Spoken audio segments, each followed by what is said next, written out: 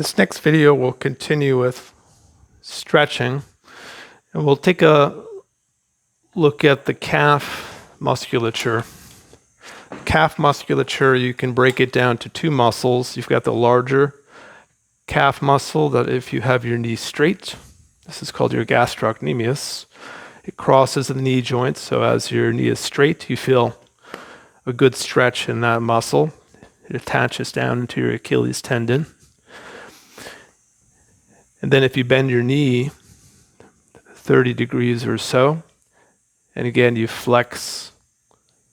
dorsiflex that ankle, you'll feel now there's a deeper stretch here. This is your soleus muscle, which lies under the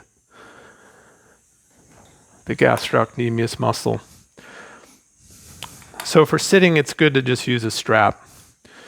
You could also use a long towel to get a similar effect. What I find folks do the most when they attempt to stretch is they just crank with their hands, right? So they just wrap it around the foot, which is good. And the intention is good, then they start to pull with their hands.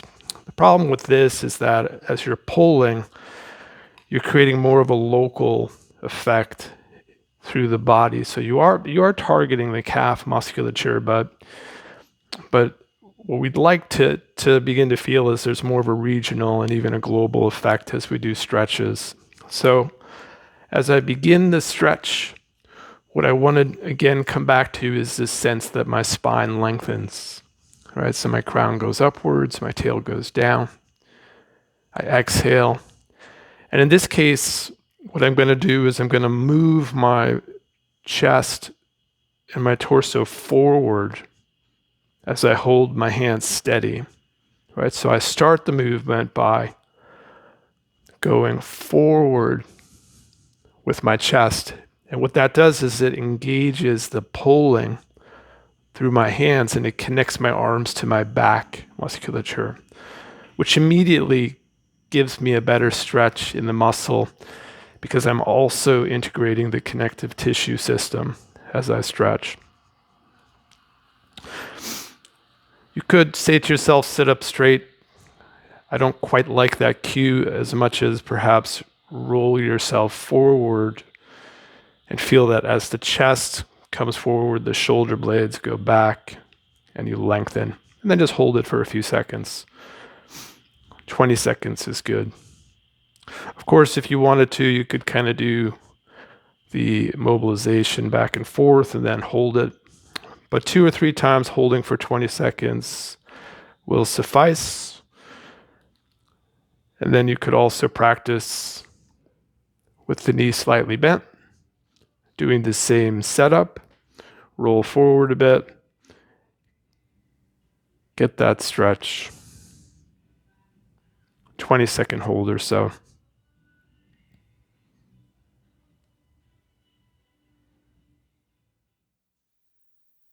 People do all kinds of things with their feet that may or may not be efficient. If you were just to think of this movement more actively, you lift your foot, right? So you just lift your foot. But how do you lift your foot? A lot of folks, what they do is they initiate with the toe extensors, right? So the toe extensors go first, and it creates a lot more tension on the top of the foot. Right? So if I do that and I try to stretch, I feel like it gets a little congested. I get a lot of muscle co-contraction in that particular pattern. I'm not saying it's wrong, but I don't think it's the most efficient way to organize the stretch. Then I could think more about the ankle. So what I want to feel is that the weight becomes heavier in the heel and the front of the foot becomes lighter. So that weighted sensation allows me to lift up the front of my foot without activating all my toe extensor muscles. So I want to keep my toes relaxed. So in Tai Chi language, we would say, The back of my foot is now full or substantial, and the front is empty, unsubstantial. Right? So I could also just think I'm rolling my heel like a ball. So as I make the movement, it is clear that my Achilles tendon is lengthening. Right? I can feel that sensation if I focus on the foot, but at least appreciate this from a biomechanical perspective, that this tissue is lengthening, and the tissue in the front, this muscle group, tibialis anterior, is shortening. Again, if I focus just on a muscle, now I'm back to a more co-contracted state, right? So more of a local movement, rather than feeling heavy and light. I can feel that it connects up to my hip and beyond.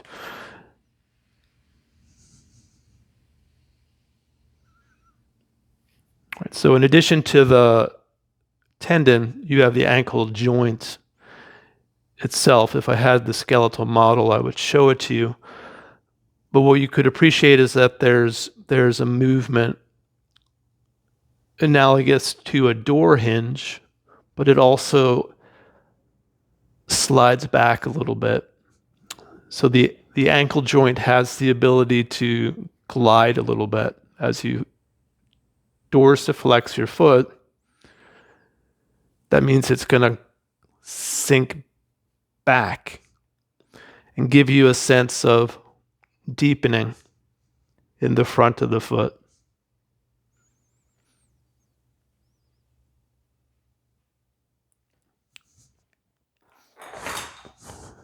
With that knowledge, you could then improve your stretch.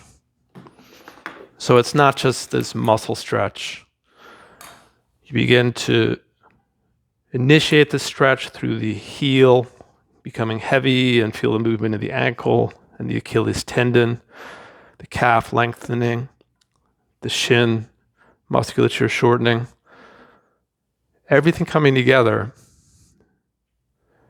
feeling as if you could open up the joint.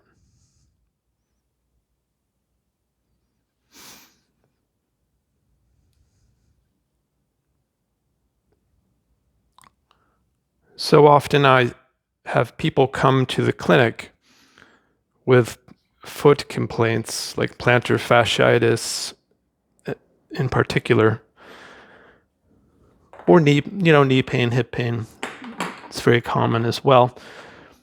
And what you often find is that the calf musculature is really tight, right? It may be overdeveloped, but they lack the ability to really flex their feet or do a deep squat. Something like this is very difficult for people. So the question I ask myself is, why? What is the root cause of this person's particular tightness in their calf? And one of the hypotheses that I have is it has to do with the way that they're organizing their walking.